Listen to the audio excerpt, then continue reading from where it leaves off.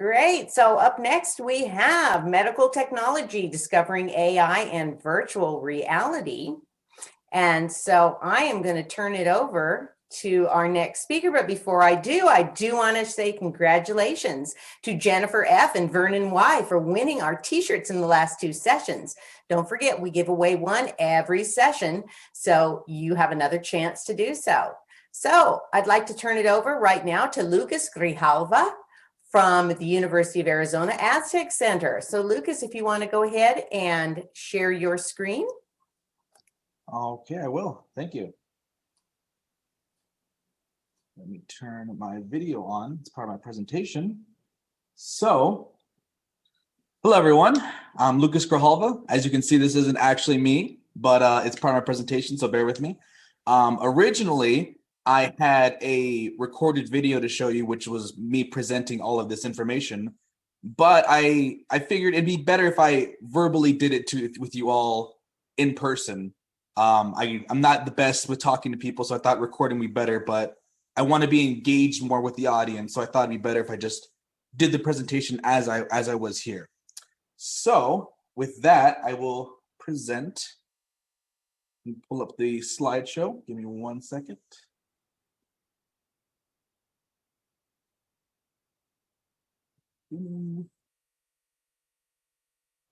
Okay.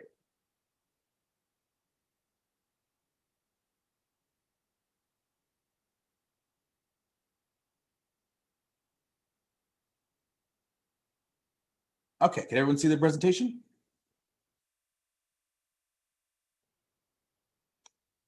Yes, we can. Okay. I have chat pulled up right here as well, so I can, if you have any questions during the presentation, feel free to ask. So the whole point of my presentation is simulation virtual reality. As you can tell, I'm in virtual reality right now. I think it's pretty cool. I made an avatar. It's set up with my desktop. So like I mentioned before, I have chat on this side and I have the presentation over here. So I can present while I'm listening to any comments you might have on this. But let's get started. So like I said, my name is Lucas Grijalva. I work at the SciTech lab at the University of Arizona. We focus mostly on medical simulation. What that means is that doctors come over to us and we teach them procedures that would happen in the hospital. So in the past, it used to be that doctors, when they would train, their first patient would be the first time they see that procedure. So if someone's drawing blood on you and they were a first-time doctor, them drawing that blood would be the very first time that would be happening. And no one wants to be the first guinea pig, basically. So what we do is we have mannequins that they can come over and practice on instead. So it's more safe for you, and it helps them practice as well for the real world. There's a lot of different kinds of simulators for every single type of procedure you can think of, basically. Like I said, drawing blood, getting spinal fluid, even just practicing CPR or how to shock someone when their heart stops. Some examples of these are, we have a pediatric Hal. He's from Gamard. He is super realistic. We call him the creepy boy because he's super real. He can cry tears, he breathes, he talks. His eyes can follow you around when you're walking around the bedside. Super realistic. And the main point of him is because when you go to a hospital, you're not always seeing the same type of person. They might see an adult, a child, woman, female, male. There's different kinds of situations. Like you wouldn't do the same thing with a child as you would an adult, basically. So if you did try to do CPR on a child the same way you did adult, you'd break his ribs, basically. So there's different simulators for different kinds of scenarios. And another one is our HPS mannequin, or the human patient simulator, as he's called. The main point of him is that we use him to replicate the effects of gas in a human body. So a lot of the mannequins we have can breathe, they can do normal stuff like that. But this one is basically as much as a house. And that's because his internal system can produce gas the same way a human does. So there's different levels of gas inside your body, and he can perfectly replicate that. In terms of, say, he's having some medical emergency, you can practice giving the right amount of oxygen to the simulator, and it would actually work. So instead of just pretending and stuff, you can actually do the right amounts of oxygen, nitrogen, CO2, and it would respond on its own. has its own centralized computer that would calculate everything you're doing and respond accordingly. So if you do mess up too, he'll let you know. He'll probably like flatline or something like that. But yeah, it's very responsive in terms of how you interact with it. And our last example is our Victoria birthing mannequin. So giving birth is not easy, obviously.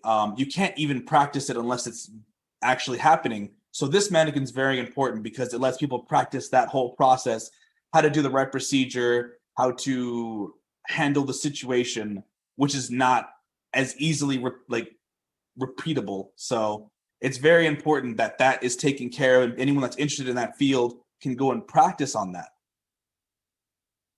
And that is the end of the simulator portion, just to give you a background on that information. Does anyone have any questions on that topic?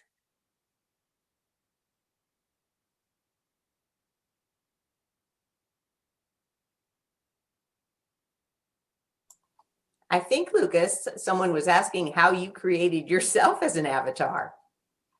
Let me scroll down. Sorry, I didn't see you scrolling.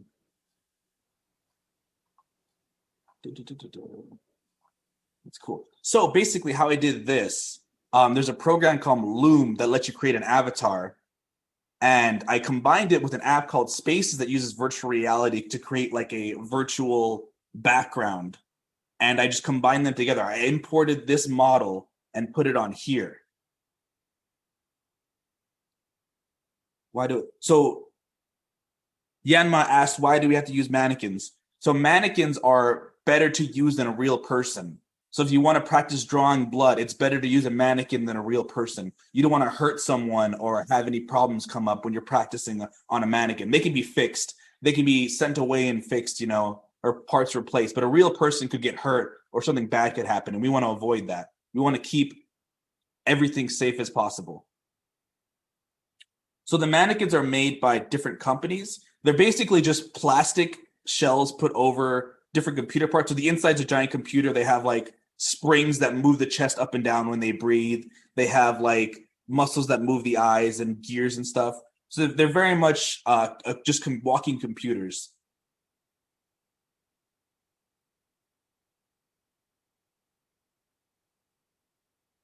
Any other questions before I move on?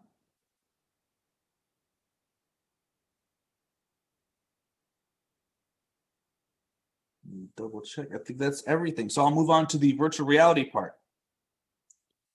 So go ahead. So there are different types of virtual reality. There's AR, VR, and simulation games. I will give you some examples of each of them and then go over what they entitle when it comes to technology, medicine, everything else in the world too. So virtual reality, AR is augmented reality. So it means that it's the same world you live in, just changed a little bit differently. So it's the same street, the same park you're looking at, just with changes inside of it. It's much different than what I'm using right now, which is VR, where it's more immersive. What I'm seeing is different from what's outside of me, right? So what I'm seeing is this whole house, the screen and everything, but there's actually my whole house as well outside that I can't see. It's the perception change.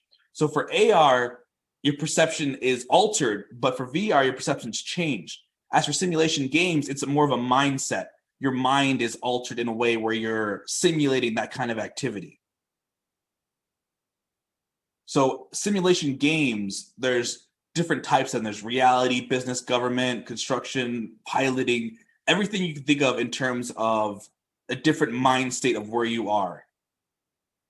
So some examples I put specifically are like The Sims, where it's a different reality. You're living your normal life, but you can also go into a different reality and live that life. And for game dev, your business, you create a business, you could be a doctor and be creating your own business. It's a different kind of mindset you put yourself into, and you don't have to have that background or information that just does it for you. You can create a different kind of scenario. Civilization, you create your own world, basically, your own government, your own culture, what you believe in, research, all that stuff. Construction is pretty straightforward, just building. You don't have to be an engineer, though. You can create a building. If you ever dream about doing that kind of thing without the information or background, you can do it. Flight simulator, same thing. You can be a pilot while working on a desk job. It's an endless possibility. But so but you're wondering, what's the connection with all this? Why bring all these games and simulation and everything up? Well, the main point is that your generation, the generation coming up, the younger people are becoming more involved in this kind of field. It's more widely accepted. Like when I was growing up, this wasn't a thing really. Like my main goal was to be a doctor. I never thought I'd be doing this, honestly. I got into medicine, realized it wasn't for me, honestly. There's some other stuff, went technology, and then through means I got this job. So it's a mix of both. I'm able to use my prowess in technology as well as my knowledge in medicine to combine them together. And as time goes on, I believe there'll be more and more jobs like that. We already see it in society today. Like if you want to be a police officer, they have virtual trainings you have to do. You have to practice pulling someone over. Even flight simulators are actually using their actual training for flights. Engineers are using simulation models and AIs to practice buildings, tearing them down, building them up. There's endless possibilities when it comes to technology and society. AI is being used for more simulation. Like the mannequins we showed have different AIs that can talk to you, they can look at you. There's just more and more uses for simulation in today's society that people need to realize that, say, even if you don't want to, or you don't think that you're going to be using it, it can just come up in your life. Like if you want to do construction, education's even having more technology in fields, artificial intelligence, stuff like that. You don't have to pick one job and stick with it and not want to do it, if that makes sense. You can broaden your scopes. You don't have to think about how jobs were before. Jobs are advancing. There's more it's more, what's the word I'm looking for? There's more electronic involvement in jobs these days, as you all can tell. Like when I was growing up, there wasn't people on iPads and all this stuff. You're growing up with more technology and it's advancing further and further. And companies are seeing that and they're trying to integrate it more in society. So be looking for technology in different fields. Like even mathematics are using simulations and artificial intelligence styles. You shouldn't limit your horizons when thinking about technology and artificial intelligence. So that's how I connected back to you guys. You guys, the next generation coming up, you guys can pick any job you want. You can be part of anything and still apply all this information to it. And that's my presentation. Do you have any questions?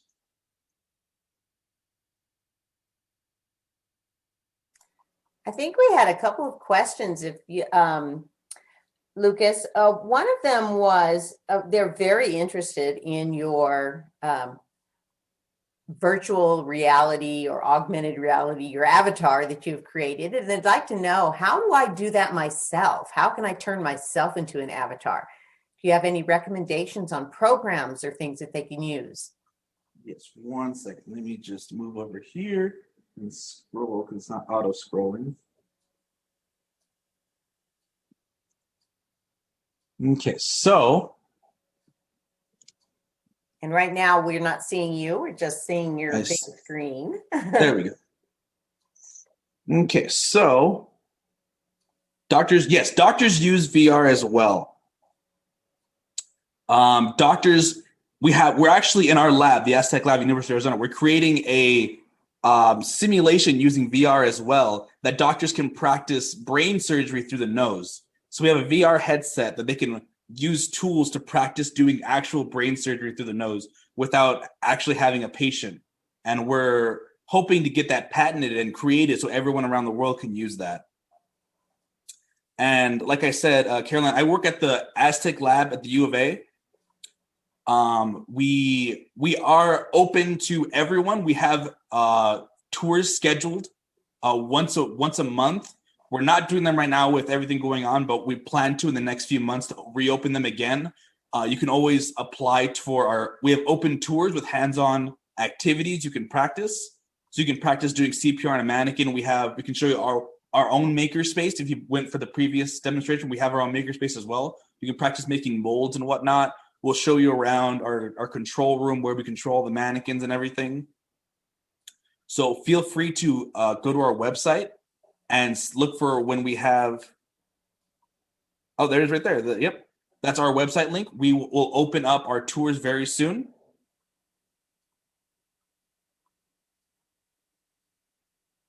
All I can see is the slideshow screen. Let me stop sharing them. That'll work. There we go. Thanks, Lucas. This has been great. So how can someone make their own avatar like you have done today? So there's different programs you can use to create this avatar. This one I used, it's called Loom AI. So it uses facial recognition software to create a auto-generated AI avatar. So it literally, artificial intelligence created this avatar based on a picture I put. So I thought it would be fitting to use it. So it's pretty close to how I actually look. So I like it. There's a bunch of different other programs though. You can literally look up virtual avatars, and there's different programs that can create one for you.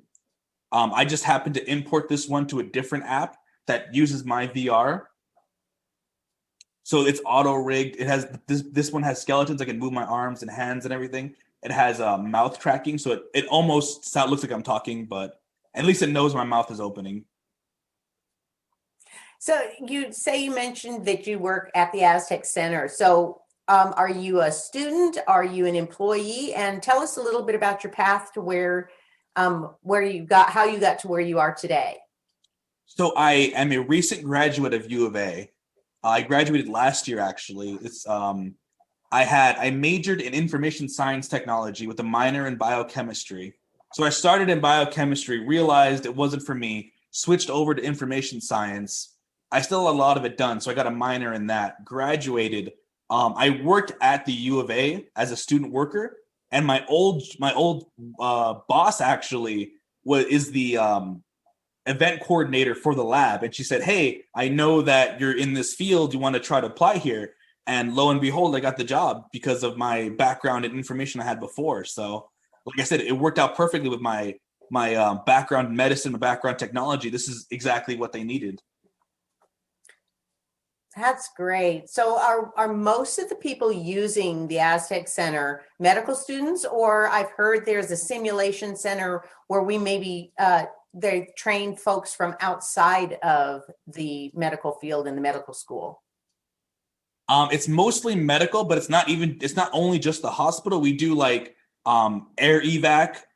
Everyone, like that's the people that helicopters come in, they pick you up and save you. They come in, practice with us. We have Arizona Lifeline, the same thing, different company. They do helicopter rescue, mountain rescue, all that stuff. We do medical students, residents, which are doctors that are already in the hospital, and we do actual doctors that come in and practice. They get their recertifications. We do paramedics. We do border patrol as well too. The border patrol come in and practice because when they're out there in the field, they have to practice giving medical treatment and stuff like that. So they come to us for help. But anyone that really needs practice with treating a person, they'll come to us. So it could be literally anyone, like you said, outside the medical field as well, if they need to help. Even like flight attendants that practice CPR or how to treat basic injuries, anything like that. You know, I was speaking with Dr. Alan Hamilton, who is the leader of the AzTech Center, and he was telling me about how not too long ago there was a practice session for a pandemic that was conducted. Yes, actually, yes. Can you tell us a little bit about that and how you think that that's helped today? Ironically, this was also last year. It was last September. We had a pandemic scenario, and seeing how people would respond to that. Each person was given a role, like a different country, a different role in government, and see how they would respond according to a pandemic. And luckily, we found a lot of good information involving that people, at least the people we tested, would respond accordingly. We didn't really test civilians. It was more like a government response and like, what's the correct path? What would the correct course of action be in this situation? And we tested that, and according to the people we tested, we got some pretty good results on how the correct response would be. But it was much different from what we're experiencing right now. Let me tell you, it's much different.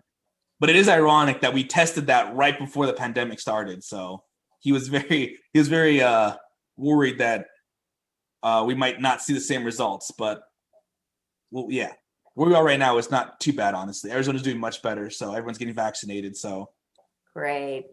That's very interesting. There was one question about the children mannequins, and I know you showed the small, I believe it's Hal, the child. Yes, we have pediatric Hal. So we have a lot of child mannequins actually. We have premature babies, preemie Hal. We have 1-year-old Hal. We have every stage of development basically. We have 5-year-old Hal. We have different children for any stages. Like we have one scenario where the mother gives birth and we switch right over to the afterbirth baby, and they can practice treating that child.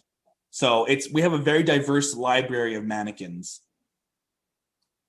Great. I also know from last week, we learned about how you make different body parts within the lab to be able to practice on, so they have a chance to actually use body parts that aren't part of a real body, where we used to do just cadavers, but now they have the opportunity to practice on things that you all are making there.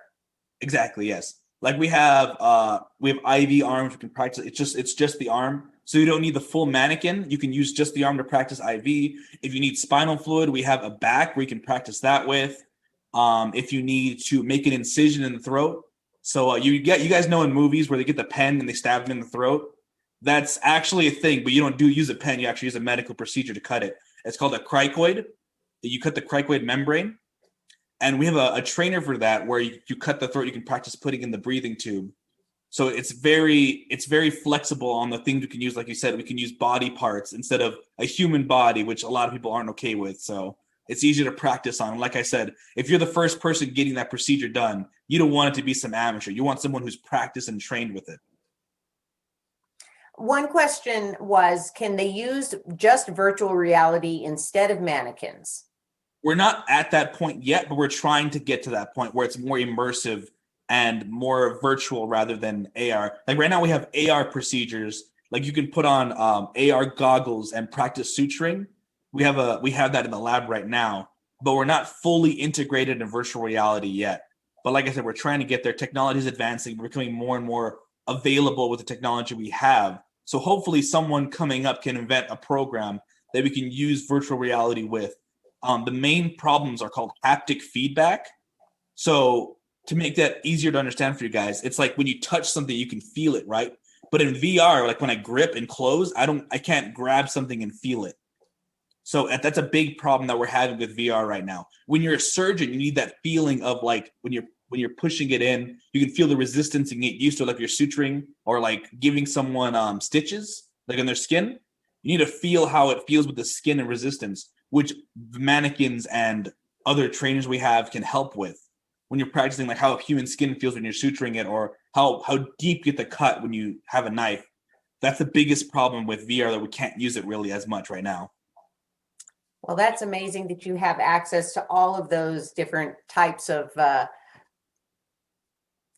advantages for our medical students, because it's really important that they're able to learn firsthand on these types of mannequins so that they can be better doctors. So Lucas, I want to thank you so much for bringing your avatar to visit us today. And we look forward to seeing you again on the 27th when you'll have another presentation for us then. Yep, I'll see you then. Thanks, everyone. All righty. Thank you. So thank you for joining us, everyone, for that presentation. And we are going to congratulate our t-shirt winner. And that was Isha S. was our t-shirt winner for today. And I am going to try and share my screen here again. And join us next week when we will be having a whole bunch more presentations for you. And next week, we will be having cultural engineering in STEAM. So you can learn about how to build cultural dwellings and understand the engineering behind how they were built. We're going to tour the Center for Simulation and Innovation at the University of Arizona College of Medicine up in Phoenix. We're going to have Saturday scrubs, and you can actually hear from our medical students talking about what it's like to be a medical student and the wonders of the human body and all the things that it takes to be a doctor. And then we'll have part 2 from the Aztec lab about learning about artificial tissue and how they make it. And so she'll be giving you a much deeper dive into that. And so until next week, next Saturday, we look forward to seeing you again. And thanks for joining us.